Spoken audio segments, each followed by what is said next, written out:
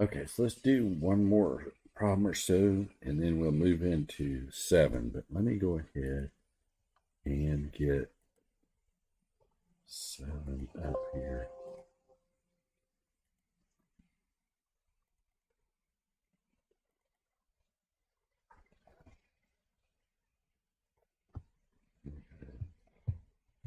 So go ahead and go to that. But now, where was 6? Maybe, well, maybe I can't. Okay. Let's see. I'll get rid of this one.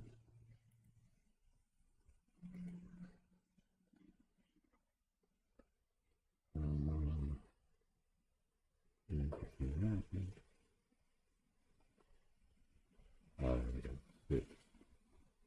all right.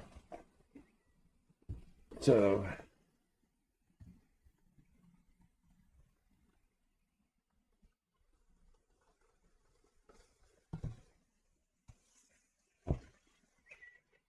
I am going to go and look at adding a page.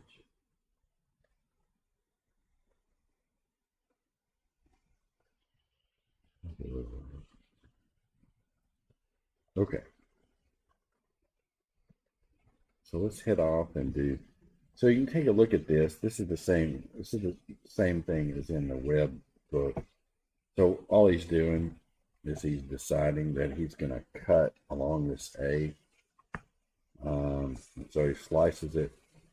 You have the option of looking at the left or the right. It doesn't matter if you look at the left end, what you'll notice is you don't have to find the support forces.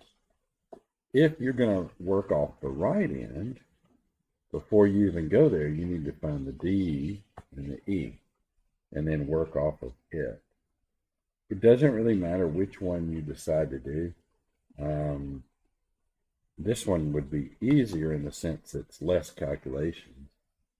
I don't think well, here you look at this one, you've got a support end on either way you section it. So you're going to have to either find this or that. So he has made the decision that he wants to look at it from that end. He also, no, he doesn't, but you could verify it by working off of the other end.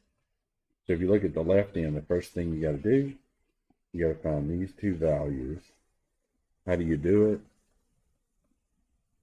You look at the overall, the overall thing as it before you section it.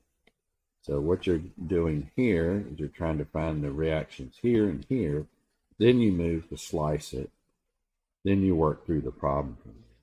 So let's pick one. Some of these, he actually gave me the sections there. Let's see. We want to find something as weird as possible. These 3 are good candidates, but let's see if there's one even more weird. I don't see anything stranger than that. So, I don't know.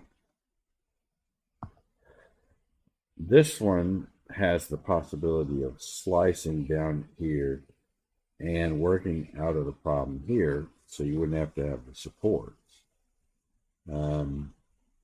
Okay, so 27 and 28, he basically wants you to find DC, okay, let me see, DC, HC, and HI.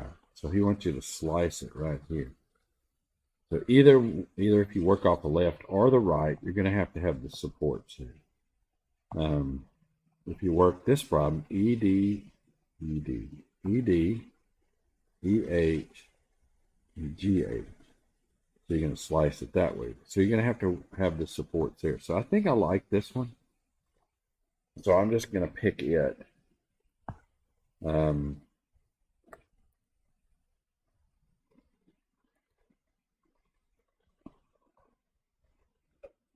and I'll run over here, drop it in here.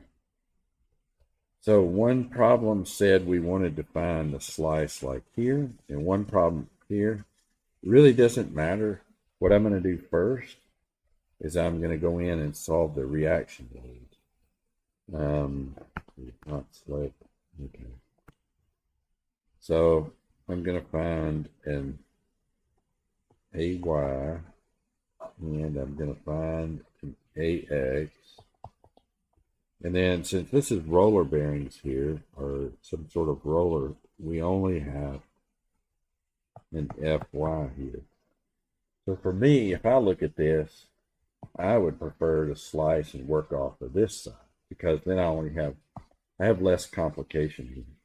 So what I'm going to do in order to find FY, I'm going to sum the moments of the entire structure about A, and that's equal to 0. And okay, so this one does a rotation that way, so 40 times moment arm of 1.5. This one does a twist that way, plus 30 times 3. This one goes right through it, so I didn't do anything. This one goes this way, which is positive, and it's 40 times 2. And the only other force I've got is this one offsetting all that stuff. And that's Fy times 4.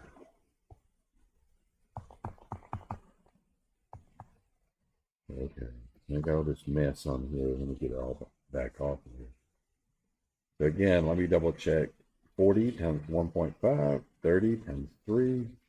This produces, the 50 produces nothing. The 40 produces 42. And then minus that, I think we're good. So from here, I'll find Fy being, okay, give me a minute, 41.5 of 30 times 3 of 40 times 2, all divided by 4. I'll just let the phone figure it out. And let's see, 57.5. If you look at it, we're just going to put it down here as 57.5. Now what I'm going to do, I'm going to make use of, and I'm just going to find one of these. So I'm going to go through this one. Okay, so what I'm going to do, I'm going to take this snippet, I'm going to do it into freeform mode. I'm going to pick a new one, and I'm going to go right through here and all the way back. So I've sliced it, and now I'll just drop down here, say right there, and drop it. And it's maybe too big.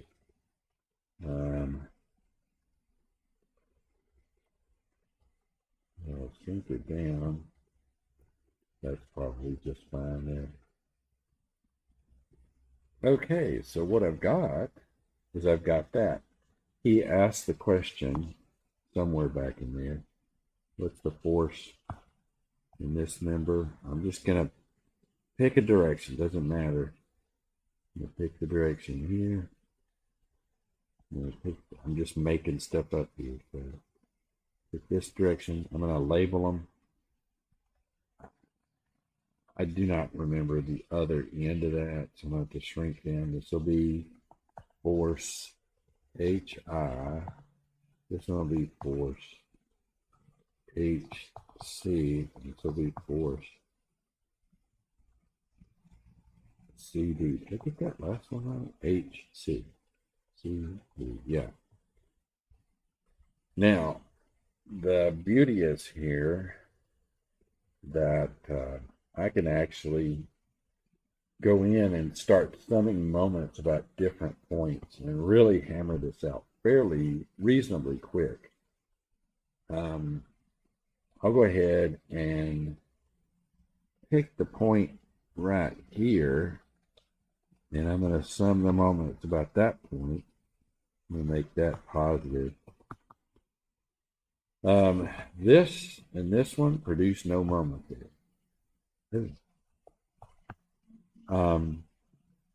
So what I'm going to start doing is start laying out all the things that do produce a moment.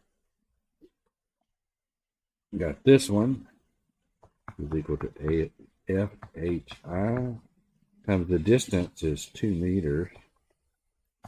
Guess what? This one produces the same thing, plus 50 times 2 meters. 50 being the value that it is, and 2 meters there. Then I got 40 and 4 meters, plus 40 and 4 meters. And then I got this one that's producing the offset there. The offset is 246 meters.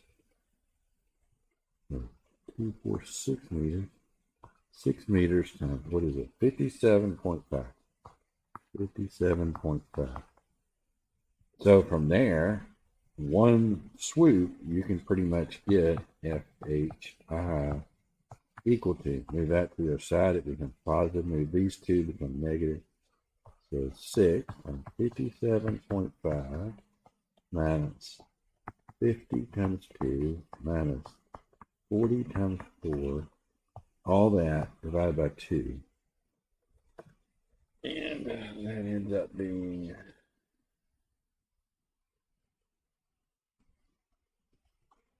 42. This is 42.5. So there you go, 42.5.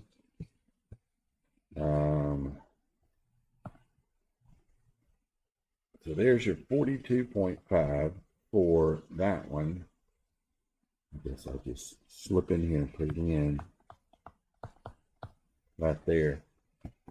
Next thing is, what can I do to find? I think what I'll do is search for this one next. So if I go in here and sum moments by D, I end up finding out something interesting. First of all, this and this force don't produce a moment. Which leaves, the only thing that I don't know is this one. So we're going to sum the moments by D equals 0. And what we're going to see, I'll start with this one. This one produces a moment that way, which is equal to FHC. And I've lost that dimension. But that dimension from here to here is 1.5. So this is 1.5 from here to here. And now they got 1.5 there. Got that one. This doesn't produce a moment about D. This doesn't produce a moment about D. Neither does this. So the next one is this 40. Producing a moment this way about D. It's a positive 40 and 2. And the next thing that produces a moment about D is this one. Minus 57.5. Producing through a moment arm of 4. Not 47, but 4 gives you FHC equals to, putting these two on the other side, 57.5, 4 minus 42 over 1.5. We'll just, again, let the thing do it. And it may have trouble with that. No, it didn't. Okay. This is interesting. End up being 100. So at this point, okay.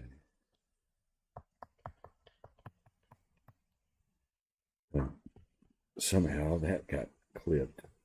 Okay. So we're sitting here.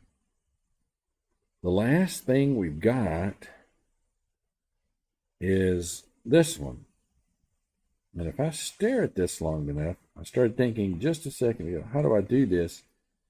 if I sum the forces in the y, the x equals 0, guess what? This has no x, that has no x, this has no x, this doesn't either.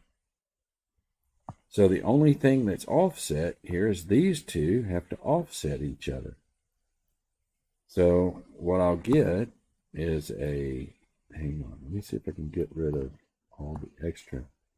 I have 100 to the right minus FCD. Now I'm going to have to go in and take a look at this for a minute because this is along in that direction.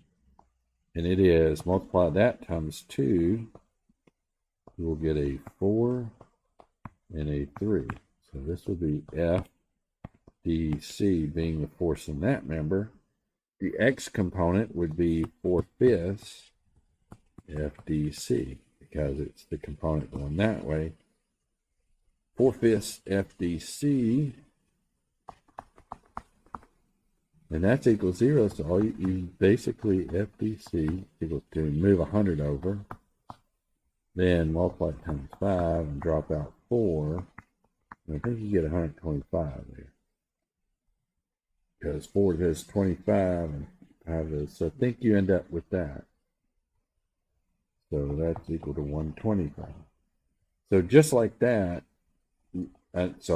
these two were done with moments. There was only 3. And then this one was done with sum of the forces in the y. The x. And that's it. So all you're doing on these, if you're doing them by sections, there's convenient connection points all throughout the structure. If, for example, and I don't feel like doing it, but if we sliced it here, one common sum of the moments would be about here. You would eliminate everything except the force in this one. Then you could go back here, sum the moments, and you'd eliminate everything except the force in that one. So these are two common points that you can see. You can eliminate things. Next, to find the force in this member, you might end up summing the force in the x or y or something like that. In this particular case, probably the x as well. So these are systematic, somewhat monotonous, somewhat boring, but they work, and you've got multiple ways you can do things off of them.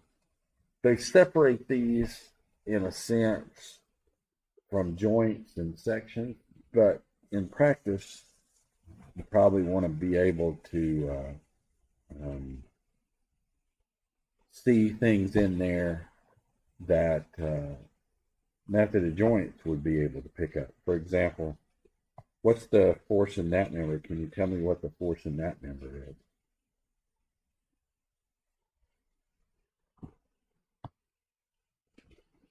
Okay, so if I took that member, pulled it in the joints, I would have a force, say, one way, a force another way, and a force another way. This one being the force in that member, this one being the force in that member, and this one being the force in that member. So if you look at that real quick, you could tell me there's no force in that member. There's nothing there. Doesn't mean it's not needed. It is needed, especially when you start building structures. You want to do as many things for stability as you can. You can't make that decision here. The reason you can't is here. I'll draw this on here and then I'll pull it away. So let's just do this and this and this and this. Get rid of this one. Pull this away. You look at the pins. Did I get all of it? I did not get all of it.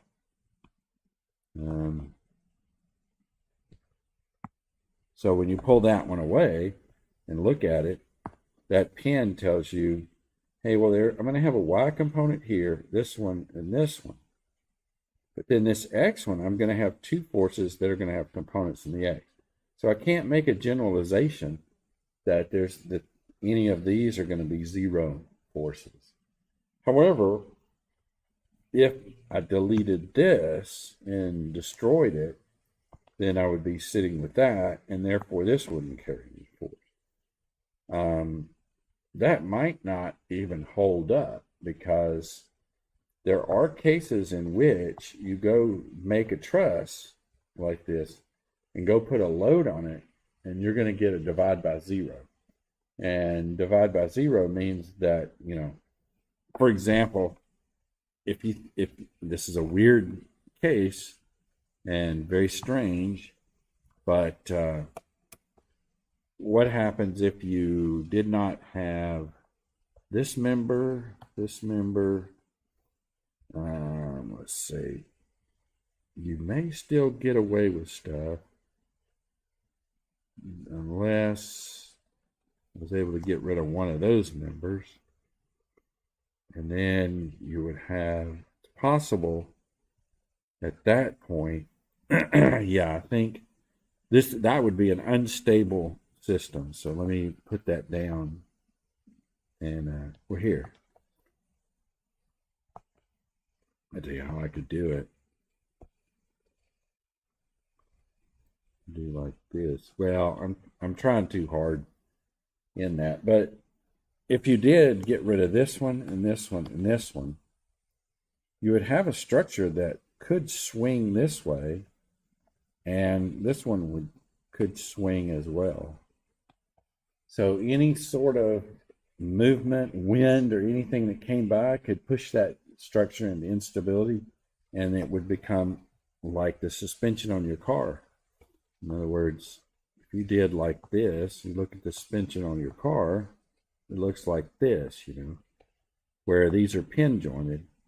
If I push like this, the whole structure is going to just move completely, like so.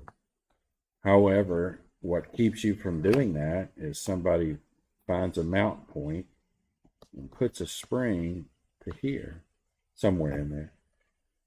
So when your car deflects, it's deflecting because of this spring, but this in fact is a truss. You can make trusses that are completely unstable, and that would be a case if you deleted those members. So reality, zero member doesn't mean throw it away. If you started throwing away all that, you might find your structure would be completely unstable, and that wouldn't be fun. So essentially, that's the whole chapter there. You got pin, or it's pin jointed, or some sort of, the methodology might be, what did he call it here? Pin jointed method of pins, method of he does simple truss. I forget his verbiage. Method. Okay, so some books call it the method of pins. He's calling it the method of joints, where you go through each joint. There's method of sections. There's three-dimensional trusses, which I'm not going to talk about, but if we wanted to, I guess I could do it. I could just mention it, because we got enough time.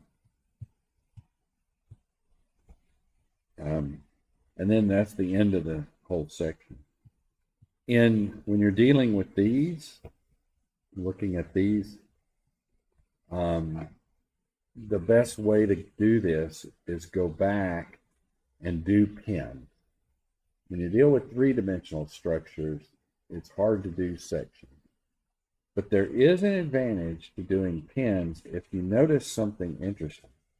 So let's say you do joint A. Okay, so if I find joint A, here's joint A.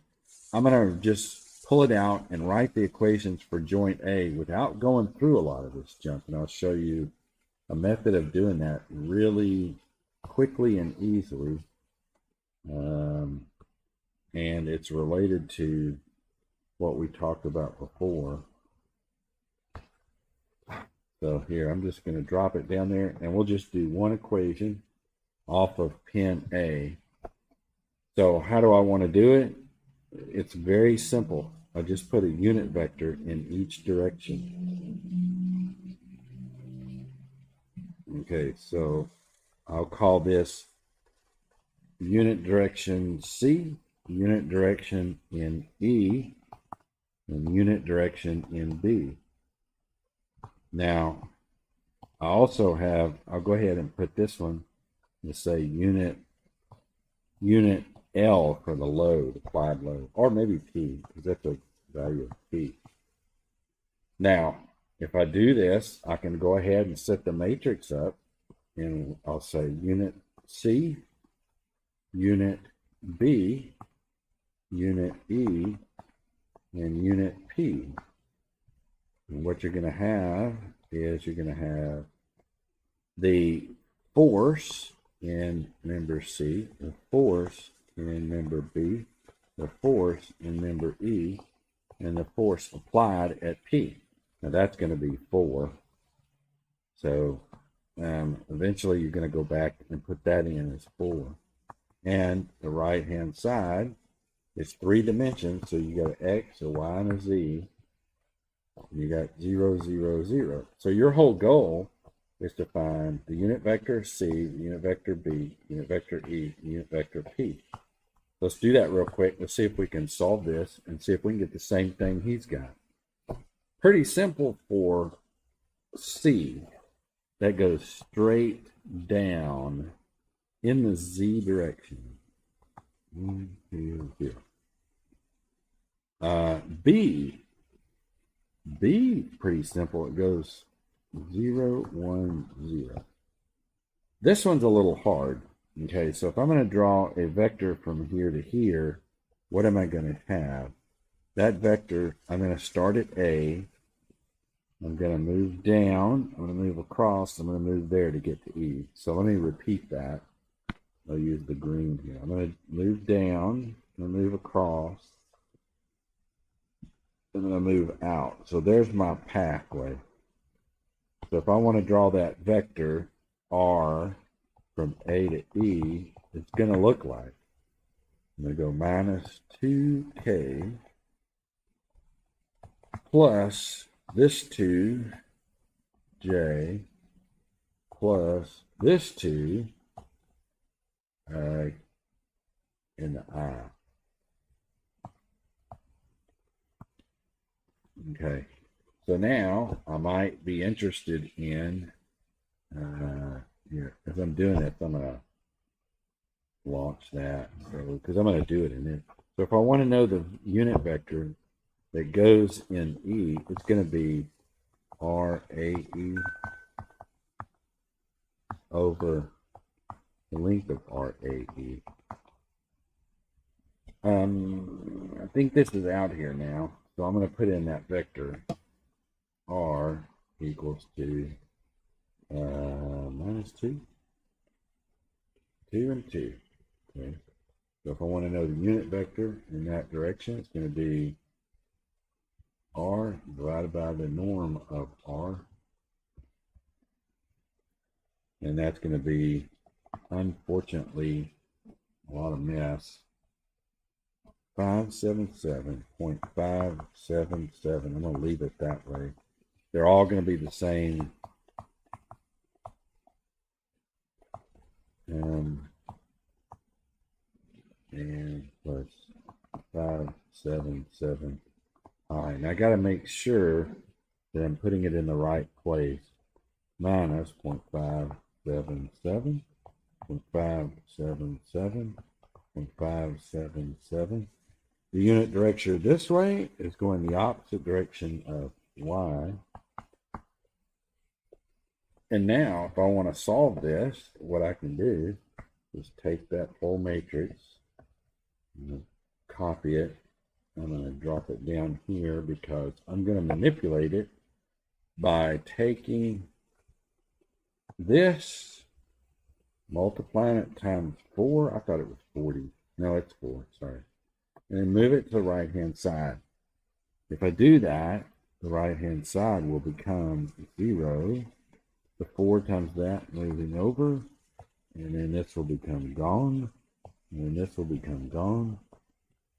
And so now I have a matrix that's going to sit like that. I'm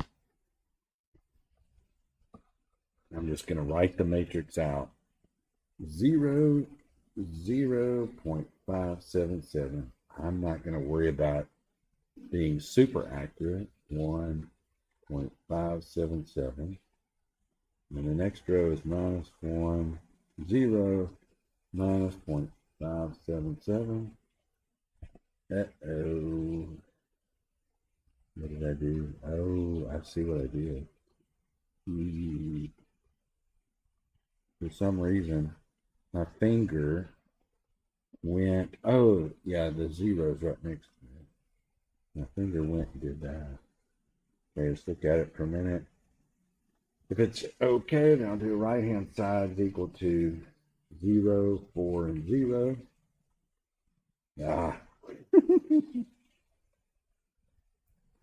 And then I do inverse. What did I just call that? Did I call it K times right-hand side?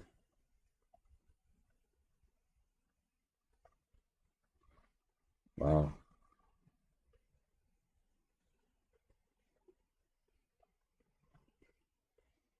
Okay, so let me look at what the inverse of, oh, where did it go?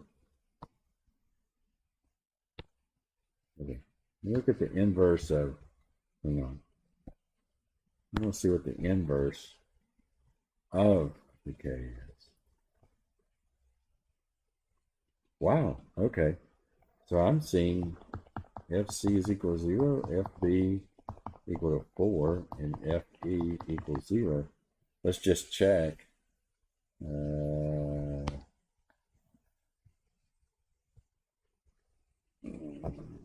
That's what he gets right there. That's interesting, but it is the way it is. So the key is, I mean, these are not that hard if you approach it from the concept of every pin. All you're doing is you're going in and you're trying to find the unit vectors moving in the assumed direction along the members, writing them vertically, putting the forces associated. In other words, FC times this, plus FB times that, plus FE times that, plus FP times that, all together equals to this right-hand side. And that's always the case. Doesn't really matter. All the pins operate that way. So you could move your way through the whole thing. It turns out when you move to the next pin, say you move to the B, then you would have carried the known here over to this, and you would basically gone through and done the vectors this way. You can do them the reverse way. In other words, you could assume the vector goes that way. And you just go through and do that. That's all you do on these pen problems. The 3D pen problems are not that hard. They're just tedious. So, I mean, I'm not going to cover that in a sense. I guess I did cover it, but I'm not officially covering it. So all of these are the same way. They're not that hard to do. Frames and machines is essentially the concept that these are all work like trusses. Here's what I mean. So you got a pair of pliers. I mean, that's a common thing. That's a pin jointed with something that goes here and here. And then when you squeeze it this way, it's pushing on this, whatever that thing is in the center. So you get leverage because you're further away than you are here. But you are essentially treating them like a truss. So all of these things are treated kind of like a truss. So here he's got some kind of weird looking belt here in which, you know, you have a tension, you have this force on here that's B, Bx and By, and it can be transferred equal and opposite back to the structure. And then you can do the second part of the structure, which is this part right here. I mean, so these things can look complicated, but when you break them apart, they're really not. Okay, got 75 pounds. Well, that's the same thing as pulling here 75 pounds. But also, you're pulling this way 75 pounds. And, of course, I'm repeating myself. So 75, 75, 75. And he'll break that apart. He's broken apart his disc. Then replace these B's with the values he came up with here, which, by the way, are just going to be 75 and 75. Then it's getting kind of clumpy there, but you got this disc here, which was pulled off of its mount right here. And, I mean, it's going to be, I don't know what that tension is, but it's going to be whatever that tension is. And it's going to be sitting right here, and right there. And then when you get all those put in here, you can find the right hand value here. And then I guess you're done. He never found anything, did he? He just broke it apart. I mean, these things, I mean, that's nothing. It doesn't look like a truss. You couldn't call it a truss, but computationally, it's a truss. Nothing more than a truss. It's got a. It doesn't show it very well here. Does it show it well here? Kind of. It does show a better thing here. You've got this thing pinned here, this thing pulling here. So, and you've also got this thing. Hopefully, maybe there's a lot of dirt there. And so, God, it's looking pretty ugly. You got these pins. The pin looks like right there. So, what do? You just break them apart and then transfer equal and opposite. And here to there. And then once you get this member, you can start working on it. This may be the failure thing you're looking for. I don't know, maybe this is, or maybe these are. So what you want to do is find out what's the place that has the worst load in it. So, you know, for given so much weight here, which member should you pay attention to strengthen, you know? Same thing here. It's a pin jointed truss. There's some sort of piston at C. And you're pushing this down to squish that thing in there. There's your P. You're going to have some sort of normal force offsetting this. It may not be large, might be very large. You don't know. And so these are all, they're all kind of forms of a weird looking truss. Although they're not calling them a truss. We will come back to this problem and this problem because there's a definition of a truss, a beam, and a bar. And I want to clarify that on Monday so that we know what the difference is. So what I think I might want to do is leave the page right here and write the word, you know, truss, and then beam, and then bar. So we pick that up on Monday. What's the difference between each of these members? Can a truss exist with a beam and a bar in it? Is what makes things beams and what makes them bars? And this is a perfect case to discuss that. So I think what I'll do is let us sort of go and come back to this and start on this particular problem on Monday. If y'all are okay with that.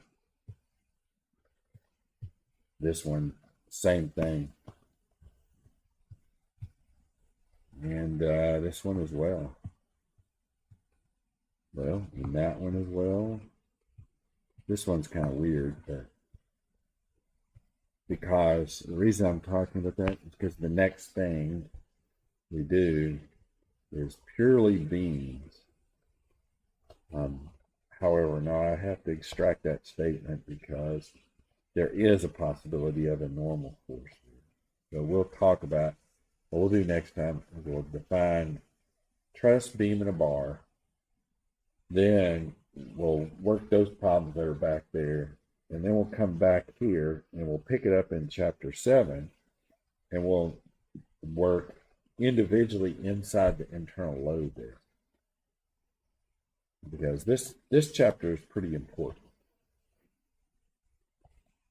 So, are there any questions about any of the homework?